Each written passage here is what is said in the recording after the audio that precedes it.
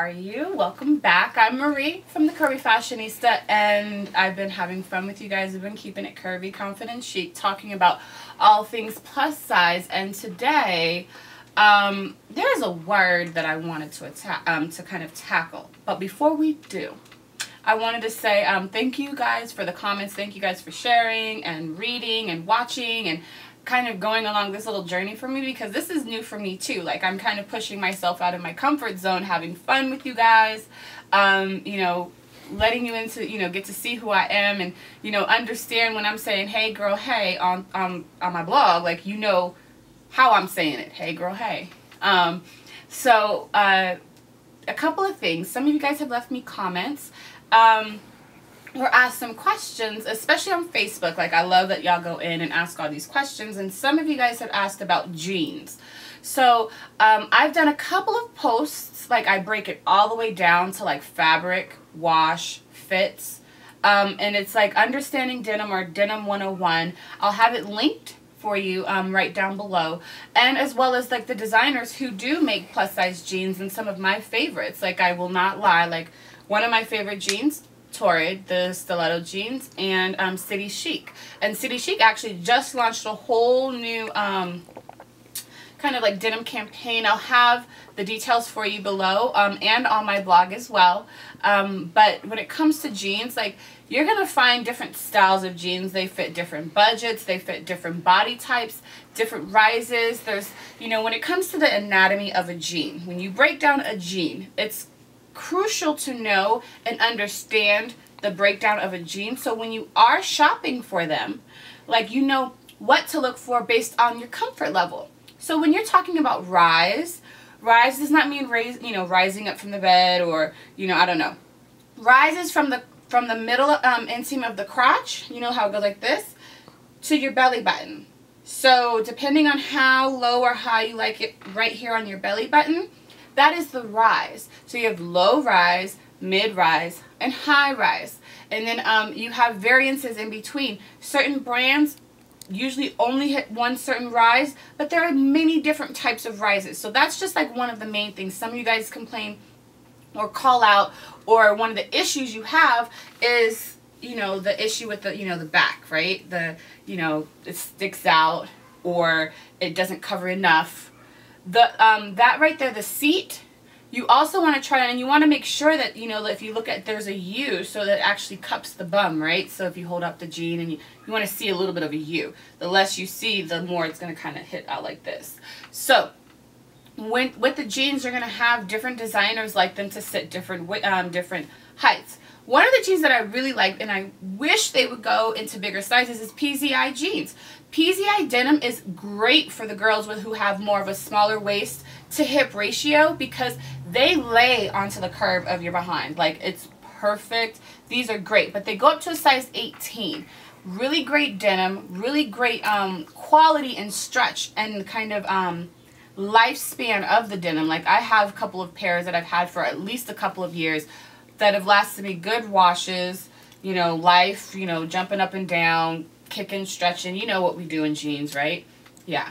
So PZI is a good one, especially for those in betwixt and in between. But when it comes to finding the best ones for plus size, it's all about your preference. You just kind of have to try some on. I mean, some women love the hydraulic jeans. Some of them love Old Navy jeans. Old Navy and Gap jeans don't, Gap jeans work well for me from a relaxed standpoint, but not so fitted. Or I don't like where they hit me in the waist. However, you know, I like where City Chics hit me. So it just depends on your preference, and that's okay. Just, it's good to know who makes what. I did this really fun question on Facebook, and I asked you your favorite jeans, and oh, so many of you guys like left all your different you know, suggestions and thoughts and your best ones. So if you're new to my page, new to Facebook, new to following me, make sure you dig through my Facebook page, make sure you dig through my blog, because there are tons of resources there. Again, my blog's The Curvy Fashionista. Alright, so the word that I wanted to tackle today, flattering. Flattering. that word doesn't sit well with me, because there's so much that kind of, for me, that it's very confining to me. And it's also very subjective. I think that's subjective. Basically, you know, what's thought to be flattering for one person is completely different to another. And we use that word a lot of times as to, you know, oh, like to kind of give a sense of approval for something, where when you're dressing, like, you should be dressing for yourself and what makes you feel good. Now, at times, you know, flattering is like, oh, well, that's not flattering to her. It looks good. So it becomes like a different kind of meaning to different people. And we have to realize that our opinions are just opinions. Stating our opinions do not make them fact. Even me saying that is kind of like, you know, well, Marie, aren't you stating your opinion? Yes. However, we must be aware that what we say does not mean it is the truth. It may be your truth, but it doesn't make it everyone else's truth. There have been times where I'll show stripes on stripes and stripes and patterns on patterns on patterns that work for the person. She's working it. Here comes like a couple people, oh, that's not flattering. And it kind of pushes us back into this box that people feel that we need to belong into. Like everything needs to be flattering and slimming and, you know, says who? You know, again, a big nod to a test, you know, F your beauty standards. Like, why does everything need to be flattering? Why can't I just dress to make myself feel good? Why can't you? Why does it always have to be like, you know, for me, I like to accentuate what I got, right? And the areas that I may not be so proud of, I'll camouflage them.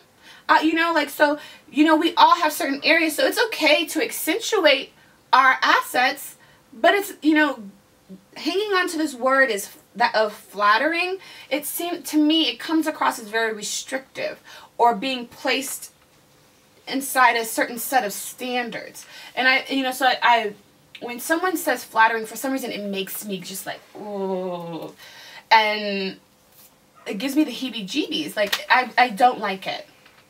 And I think that it's something that, you know, we should be aware of, because when you're saying, oh, well, that's flattering, are you saying it because she now fits a certain standard of beauty that is socially acceptable? And that's kind of, you know, a lot of times when you do hear that, you know, she's wearing something that's, you know, safe or, you know, the norm when it comes with flattering. Black pants, nice tailored jacket. Oh my God, that's so flattering. Really? But you wouldn't say that about the girl rocking the crop top who is working it. Right? So we just have to be very careful about using that word, because a lot of times when I see it, especially on my blog, it's usually with, oh, that's not flattering. She shouldn't be wearing that.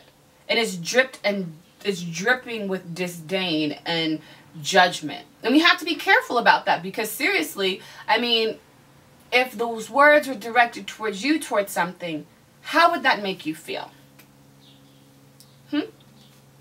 So, this word, flattering.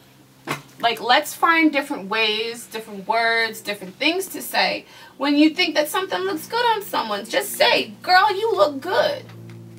You know, rather than like making someone feel like they have to, you know, conform to a certain set of, you know, rules or guidelines or norms, if that even makes sense, to kind of fit an ideal set of beauty, an idealized beauty.